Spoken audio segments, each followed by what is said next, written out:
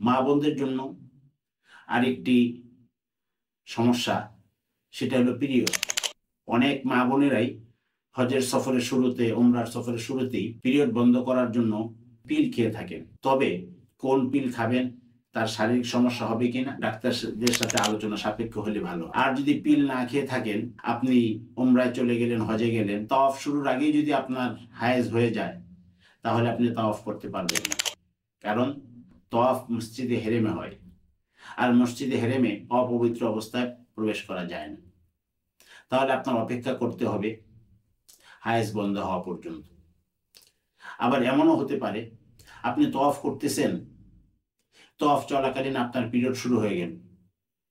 তো সেক্ষেত্রে মাসলা হলো এটি যে যদি 4 চক্কর বা 5 চক্কর অর্থাৎ অধিকাংশ দিয়ে থাকেন, এরপর যদি আপনার পিরিয়ড শুরু হয়, আপনার তাওয়াফ হয়ে গেছে। আর যদি 3 চক্কর 2 চক্কর দিয়েছেন, পিরিয়ড শুরু হয়েছে, তাহলে তো আর তাওয়াফ হলো না, করতে পারলেন না। আপনি যখন নাকি পিরিয়ড মুক্ত হবেন, তারপর আপনি তাওয়াফ করবেন। পিরিয়ড চলাকালীন আপনি কোরআন তেলাওয়াত করতে পারবেন না, নামাজ পড়তে পারবেন না, তাওয়াফ করতে পারবেন না। হ্যাঁ, আপনি অন্যান্য জিকির, দরুদ, বিভিন্ন কোরআনে বর্ণিত, হাদিসে বর্ণিত দোয়া করতে পারবেন এবং তা করবেন।